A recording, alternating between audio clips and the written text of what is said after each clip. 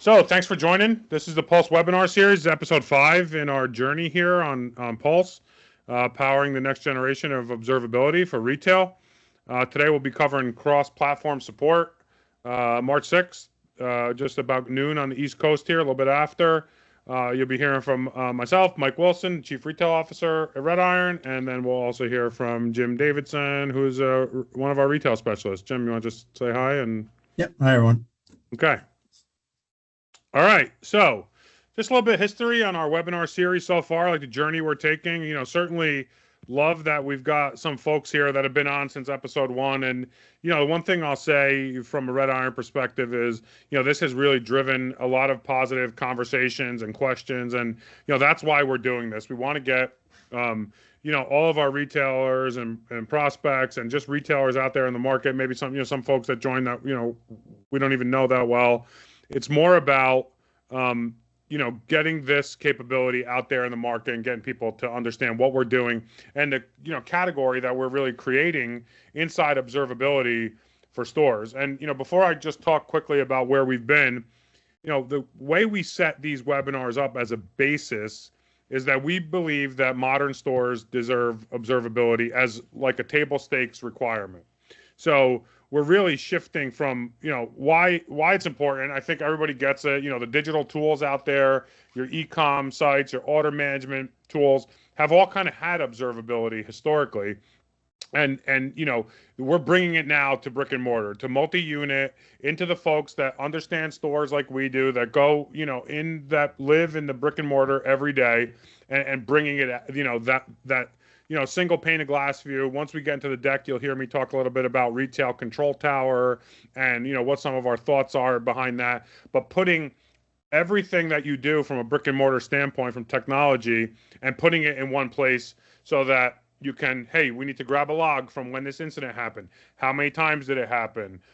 We've talked a lot in this series so far about the shape of an outage. When you're having like a large scale outage, whether it's related to internet or a third party provider or, your point of sale platform or any of these things, how does it start, right? It always starts with, hey, we got a call in from a customer or a store manager called in to the help desk. So your first kind of questions are, is it one store or is it more? Is it regional or global? How many, stores are in the queue at the help desk? I can remember myself, like I always would ask those questions first to understand. Can we process credit? Are you able to attach loyalty? Can we do the customer lookup for customer 360? And then, what is the response that happens from that point? Okay, open up a P1. Yeah, open a P1 with, all of our providers. Let's get on a bridge. My kind of joke is, it must be the network or it must be database, because otherwise, it can't be any other kind of issue. But, the reality is, involve the infrastructure team. Let's find out the status of those Sev1s. And then that quickly gets into, okay, now we need to get some log backs and start looking at them. And, our credit provider is first thing they're going to ask is, what time did it start? Is it still going on? Can you ship us logs? What portion of the logs come? And you'll see when, Jim kind of goes into the demo, how this tool shapes your understanding of an outage and really brings down some of those key IT KPIs, which are like, mean time to resolution.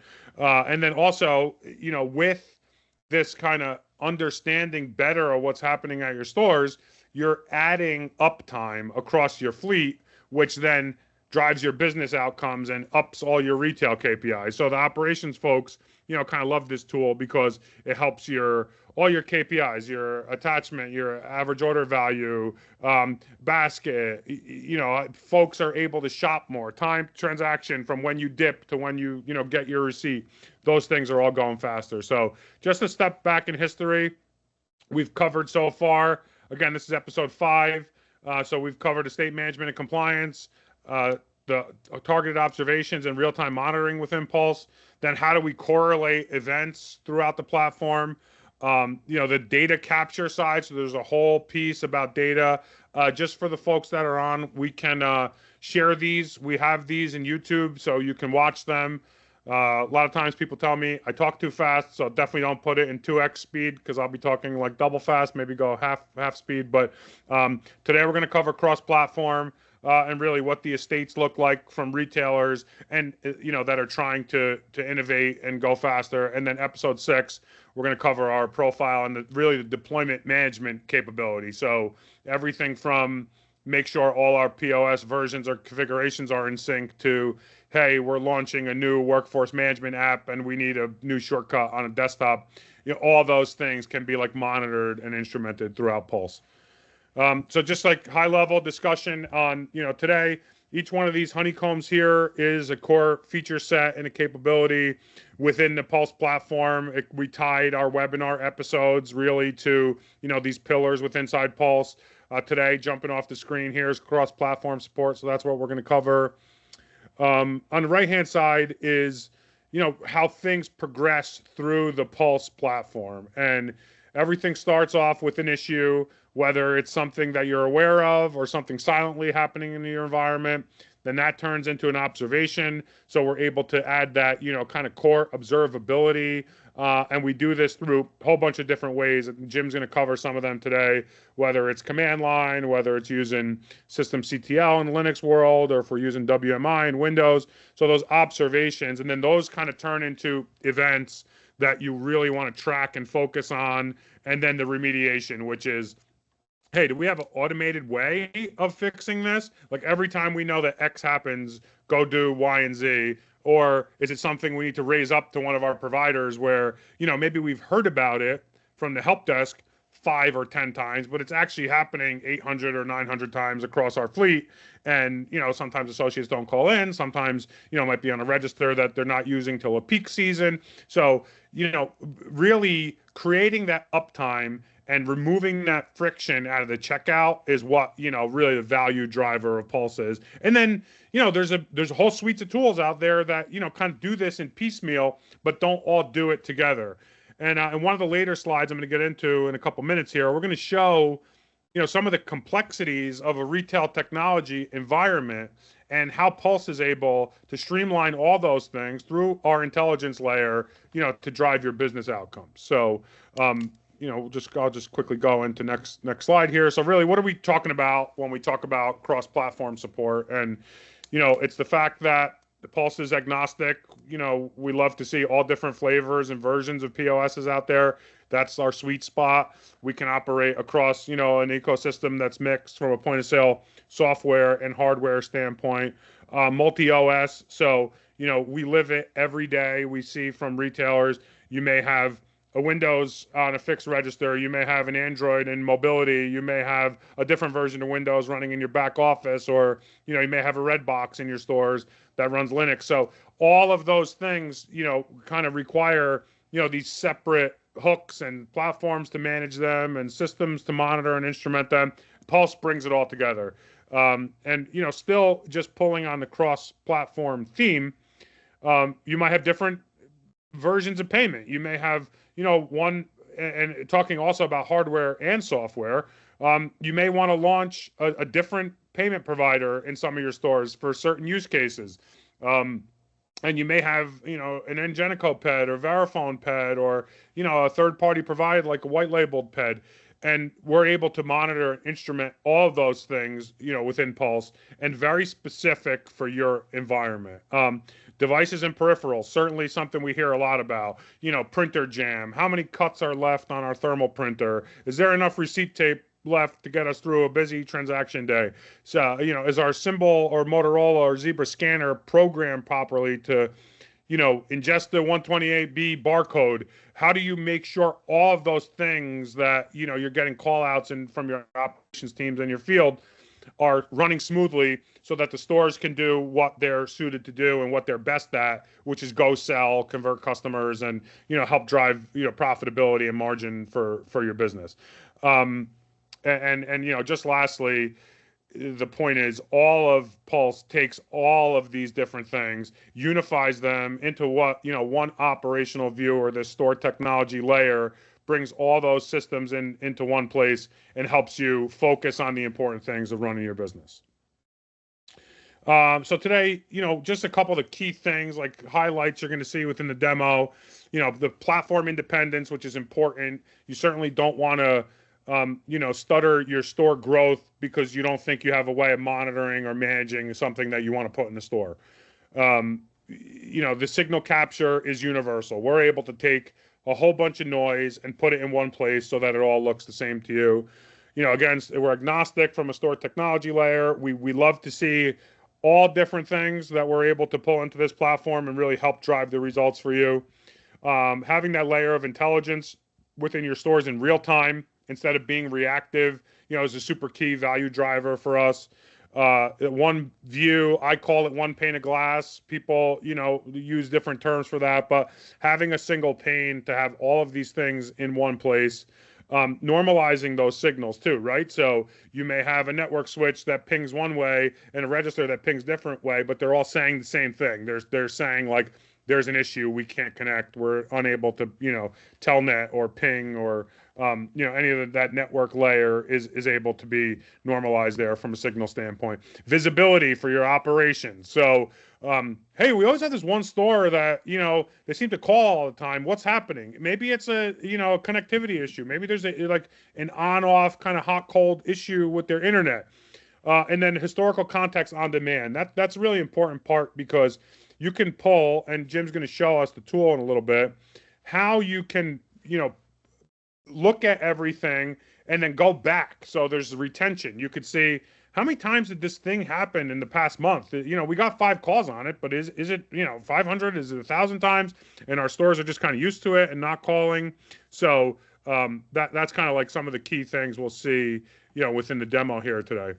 So retail control tower. This is certainly not a full list, but it is a good representation. And I think it's important for the retailers that are on to just take a look, and going across the categories here. So, various operating systems, a whole bunch of different collection of POS hardware, a whole, within one retailer, most likely going to have one, but if you're like a brand, kind of owner where you are a conglomerate of brands, you may have different.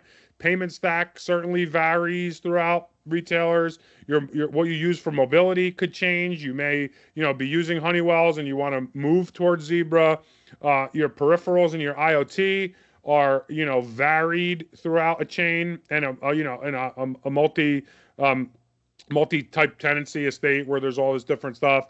And then networks are also different. You may be piloting, doing a rollout with Cisco, but you want to introduce, Cato or Aruba into your stack. And we bring all of those things together from a control tower standpoint into the Pulse Intelligence layer, moving down on the slide.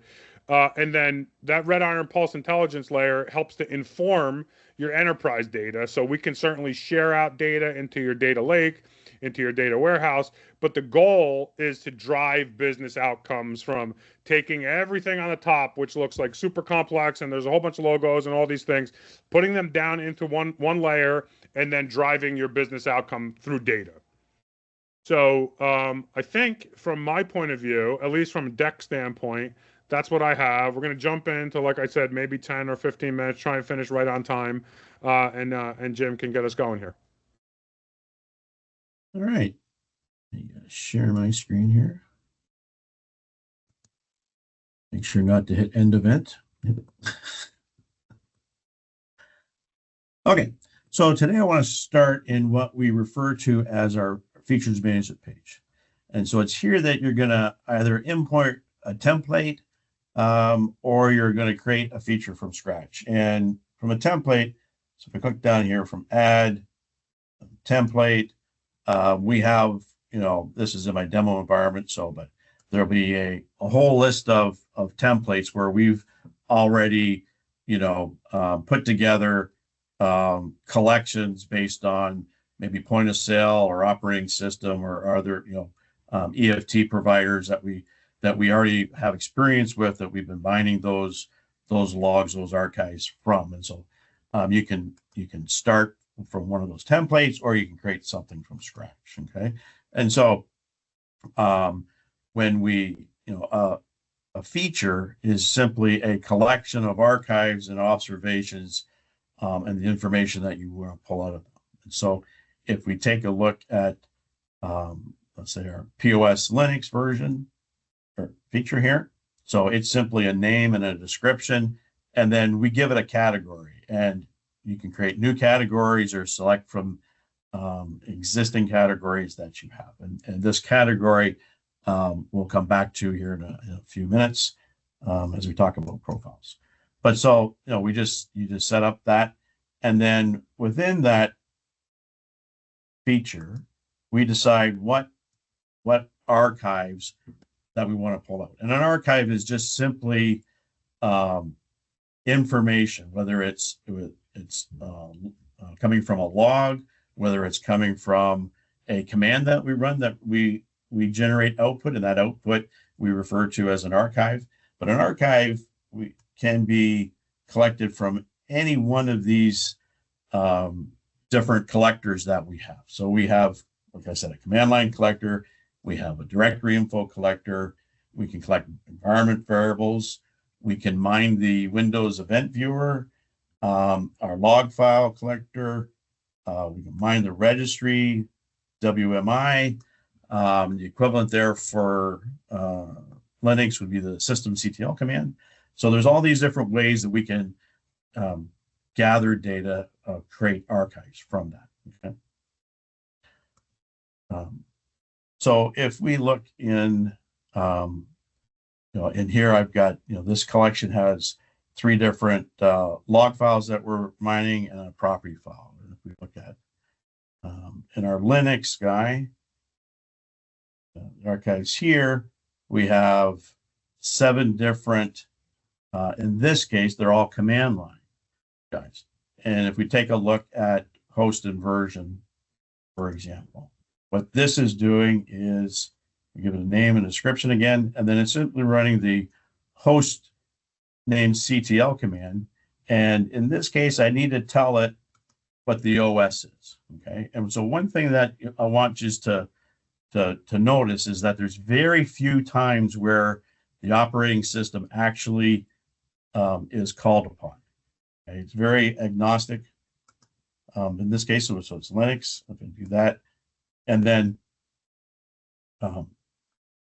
that's a very simple command. If we look at something we've got here that's called register wireless IP status, this command, pretty big command.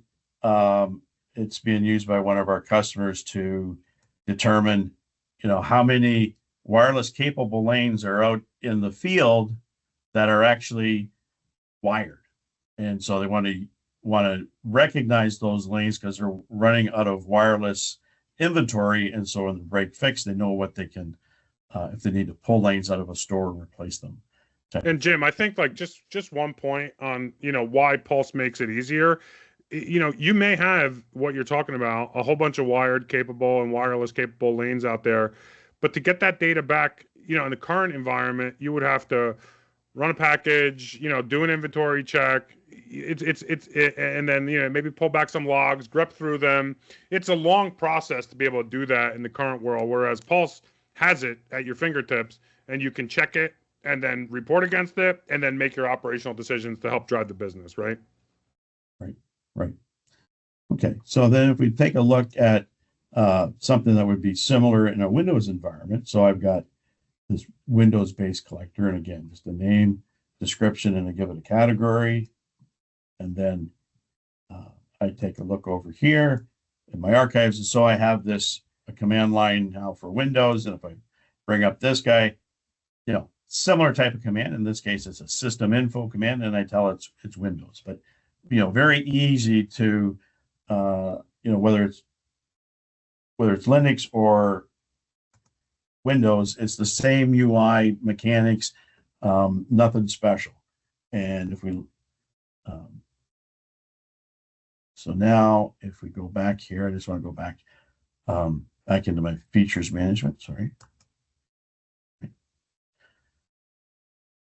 So if we take a look, go back here into my from a log perspective, my retail error log, I give it a name and a description again, and I give it the log name, and I can use wildcards in this case if it's rolling over in a .1, .2, .3 type of thing. And then I give it its folder location. Now, this knowing this is on a Linux machine, the syntax for the path is like we see here, but there's nowhere in here that I have to define whether this is a Linux or a Windows machine. A log is a log. I do need to tell it what the format of the date timestamp that is being used in the log. And if I go back and I take a look at a setup that I have for a Windows-based POS, it's much the same thing. If I look in the retail error log for that, as identical, except for the syntax being used for the path here, right? So very few places where the OS comes into play. We try to normalize all of the data that's coming in here, okay?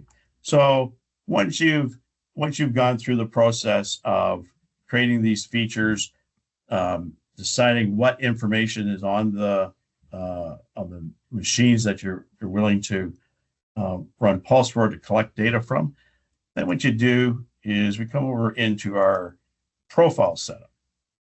And so profiles will be created for like-minded things. So whether it's a point of sale register or a back office desktop or an in-store server, whatever it happens to be, you will create a profile for that. And when we create a new profile, this is where your name description, but the platform, this is essentially one time we're specifically need to know the .NET platform that this profile is going to be used for. And so we have various levels of the Windows .NET or .NET platform, and then Daemon.NET 8 used for Android, and then we have for Linux, and we have the Android platform. Okay, so once you've set up that, and we take a look at an existing one here, we have the installation media. We provide a number of different ways that you can generate the installer, and we'll have a polling frequency here. So this is set up that every 5 minutes, lanes that are running this profile will check in with their data, check in to see if there's an update that they need to pull. And then we can have blackout periods defined here so that if you want to restrict this to off hours, then you can set up blackout periods for every day of the week or only certain days, or it might only be at certain times of the year, right, that you have a blackout. And then down in this section here, this was those categories that I talked about earlier. This is where you would pick and choose which category. So for example, I've included this feature, but I haven't included like the pause windows because that would be a different profile. So all of those categories show up here, and then you decide which features to pull into this profile. And then once you have that profile, you save it and you publish it. And then once it's published, then in the actions, you can download the installer for that. And then that would be your initial rollout of Pulse. And then from that point on, everything is done through the portal and done in an online manner here. Okay. So once that profile is now installed on a machine, right? We want to start pulling out data from all that information that we have coming back from us. Okay, so what we're going to do here is go back into our features. Okay, and if we take a look at Linux archive here, so we've set up this host version, right? This host name CTL command, so that's going to start generating data for us from that. And over on the right hand side here, these matches. So there's 4 different things that we're pulling out of that command. If we take a look here, I'm pulling out host name, kernel information, machine ID, system information. And so if I take a look at host name, for example, okay, so on the left hand side, this is a sample of that hostname CTL command. And I want to pull out the host name And how I do that over here is I'm looking for a string called hostname. And once I have that defined, then from that line, I want to pull out this element here. And we do that by what we call attributes. And so an attribute kind of looks like this. Okay. So I look for status host name and then one or more entry characters until the end of the line. And I pull that data out. And what you'll notice here is that nowhere in here is there operating system information. This is just output from a command, and we're pulling data from that. And if we look at, if we go down to our, go back here to, I have a Windows-based one, right? So this is the one where we were doing the, oh, sorry. This is the one where we were doing the system info, right? Using the Windows system info command. And if we drill down into those matches, so operating system, right? The output is a little different in Windows, but again, it's just strictly data as far as Pulse is concerned. And the mechanics for pulling out, the OS here are much the same. I'm looking, in this case, I look for OS name in this log, and I pull out, the same type of information, right? And so nowhere in here does anybody have to know whether or not where this data came from. You can just create your observations from that. Okay? And if you take a look at, let's see here. If we go back to our log generation, so take a look at the, where was it? Pause Linux, right? So again, I've got a retail error log, and I look at here, I've got a whole number of different things that I'm looking for. And so, for example, null pointer exception, right? That's always a good one. And so if you look over here, and so this, again, we have the data coming in on the right-hand side from when we defined this observation. But again, it's much the same mechanics, right? I'm looking for this string debugger and anything that says null pointer exception, and I'm pulling that out. And again, this log could very well have come from a Windows machine. It's just data. So just quick on time, Jim. So yep. Oh yeah. 12:30, right on the nose, and I promised we'd stop right at 12:30 in my email. Right. So yeah. I mean, go ahead. No, I was going to say, just my last comment. I mean, Pulse was built from the ground up without any operating system in mind. So I hope you kind of that came through today, right? And regardless of the platform, the UI and the mechanics to extract the data is the same, right? So. And we have just a couple things follow up. So in the chat is save your spot for episode 6. We're going to be covering profile and deployment management. So a really exciting topic, which we love, and it's one of our favorite things in there. So please register for that. It would be awesome. April 10th, Friday, noon Eastern is the time for the next one. Very happy to have you all join there. We got some questions in the chat. I don't know that we're going to be able to get to all of them, but I'll certainly reach out to the folks that asked and set up follow-ups on it. The first question, our stores run a mix of Windows POS, Android devices, and different payment terminals. How does Pulse monitor all that together? A great question. Thank you for that. And obviously, I think you saw here, the point of Pulse is it's totally agnostic. And we're pulling in logs, we're pulling in system information, we're running commands, and we're putting it all in one place. So that the end user, the people that are watching this, don't need to worry about what platform it is. You just need to worry about the insights and how to drive your business outcomes. So 12 almost, 31. Okay. Thank you very much. We're going to end. I appreciate it. We'll talk to you all on the next one, and please reach out with questions.